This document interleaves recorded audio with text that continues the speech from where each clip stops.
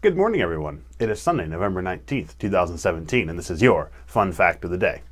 So King Solomon had a pretty square head, pretty level head on his shoulders, asked God first and foremost for the wisdom to rule God's people, not his own people, as he ought to. This would make him an ideal king, but it wasn't meant to last. In 1 Kings chapter 10, we have the chronicled detailed visit of the Queen of Sheba to Solomon in the kingdom of Israel, and how she wondered and marveled at all the things that he was doing that were good for the kingdom, and brought with him no shortage of material gifts.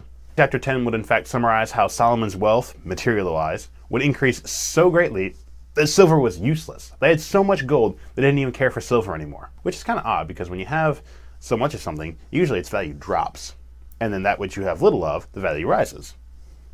But this was not the case here. Just gold, everything. This, however, wouldn't satisfy Solomon. Maybe it was what led him astray. We don't actually know exactly what caused this, but material wealth ended up not being enough.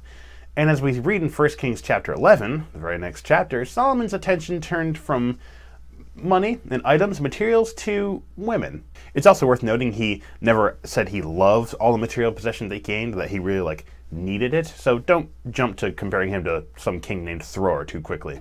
Chapter 11 of 1 Kings tells us that Solomon could not be easily satisfied with the ladies, having over 700 wives and over 300 concubines, just for himself.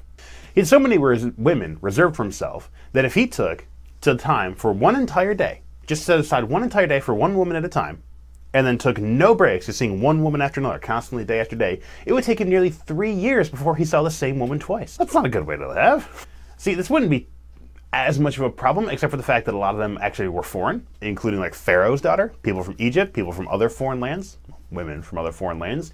And Solomon attempts to love these women by providing for them all the necessary measures of home, including their idols and their false gods and their temples and their Asherah and their wooden poles and their high places. All the things that Israel was already stumbling on really, really hard, and would continue to for a lot of their history. Solomon willfully implements all these just to satisfy his women. Some would say this is loving his wives well, but the Lord, the God of Israel, did not accept these actions or take them lightly.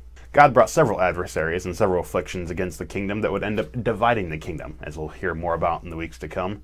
The split of the kingdom of Israel from the 12 tribes of one nation into the southern kingdom, the tribes of Judah and Benjamin, and the northern kingdom of Israel, the other 10 tribes.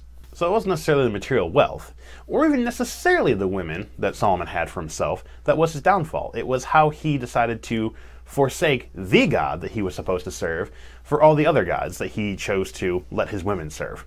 And again, these are brought to you out of 1 Kings chapter 10 and 11. In other news, today is National Play Monopoly Day. Maybe. We'll see. It's been a little while. When my wife and I don't have anyone else to play with, we play 2 people each. And then the rule is we can't trade with our own people that we control. It can make it really difficult when someone has some properties that the other hand wants, but you can't trade with each other. You have to go through each other, through the competitor, and then back to yourself. It can make life pretty challenging. Hope you've enjoyed this fun fact of the day.